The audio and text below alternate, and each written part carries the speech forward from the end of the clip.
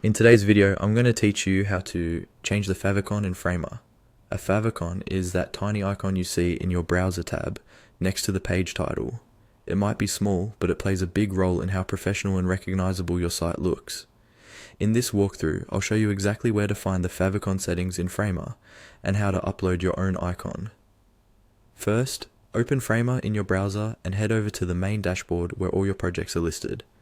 From here, start by clicking on the project where you want to change the favicon. This will open the project overview, which is basically the home base for that specific site. Once your project is open, look for the gear icon, sometimes called the settings icon. You'll usually find it near the top of the screen or along the side panel, depending on your layout. Go ahead and click that gear icon to open the project settings. This is where Framer keeps all the controls for things like your site name, domain, and of course, the favicon. Inside the settings panel, look for the section labeled General. Click on General to bring up the basic configuration options for your project. Now scroll down through the general settings until you see the area labeled Favicon.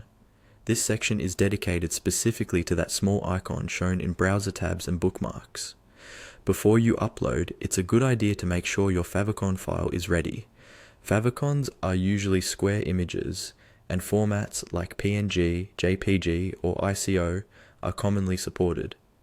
A size around 32 by 32 pixels or 64 by 64 pixels typically works well, but a higher resolution square image is often fine, since Framer will handle the rest.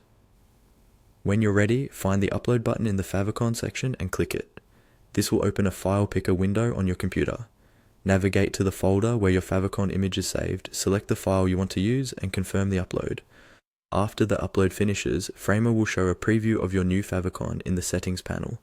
At this point, make sure to save or publish your changes in Framer so the new favicon is applied to your live site.